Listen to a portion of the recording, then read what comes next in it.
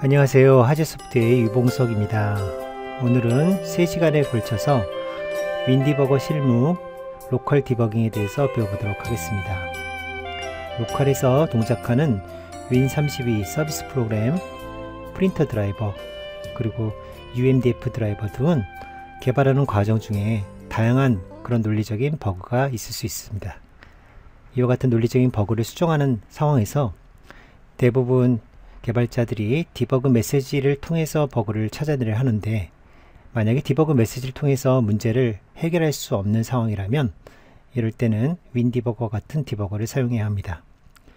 특히 개발자들이 작성하는 함수들이 운영체제나 또는 외부 모듈로부터 콜백 형식으로 호출이 되는 경우에, 그럴 때 여러분들이 직접 그 콜백 함수의 중단점을 설정하고 그리고 트레이스를 할 수 있다면 아마도 개발자들에게 이보다 더 큰 도움은 없을 것으로 보입니다. 향후에 커널 덤프 파일을 분석하거나 또는 원격 디버깅을 하는 상황에서도 역시 윈디버거를 활용하기 때문에 이번 시간에는 이런 윈디버거 프로그램 자체에 익숙해지지 않은 그런 생각을 가지고 3시간에 걸쳐서 로컬 디버깅을 배워보도록 하겠습니다.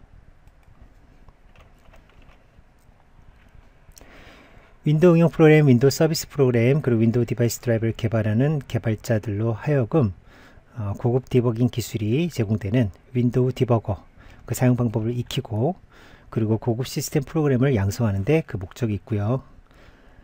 윈도우 디버거를 사용하는 개발자는 실무 속에서 고급 시스템 프로그래머가 갖춰야 하는 중요한 그런 디버깅 지식을 습득하고, 그리고 동시에 시간과 비용을 최대한 아끼는 그런 프로그래밍 습관과 그리고 우수한 결과물을 만들어낼 수 있습니다. 오늘 배울 내용은 전체 총 11편의 동영상 중에서 로컬 디버깅에 해당하는 부분이고요. 이 시간에는 크게 3시간에 나눠서 로컬 디버깅을 배워보도록 하겠습니다. 로컬 디버깅이란 이 그림과 같이 우리가 윈디버거를 사용해서 우리가 프로그램, 어플리케이션, 윈32 서비스, DLL, OCX와 같은 이런 프로그램들을 디버깅하는 게 그 목적이라고 할 수 있고요. 역시 윈디버거는 심볼을 기반으로 디버깅을 한다는 것도 알 수 있습니다. 먼저 로컬 디버깅이란 용어에 대해서 정의를 하겠습니다.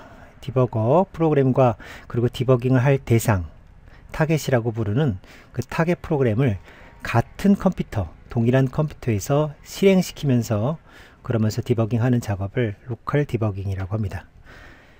디버깅할 대상의 프로그램의 종류에는 응용 프로그램, 그리고 윈32 서비스 프로그램, DLL 형태로 동작하는 동적 라이브러리 프로그램 등등의 프로그램들이 사용자 레벨에서 동작을 합니다. 이와 같은 프로그램들이 바로 로컬 디버깅의 대상이라고 할 수 있고요.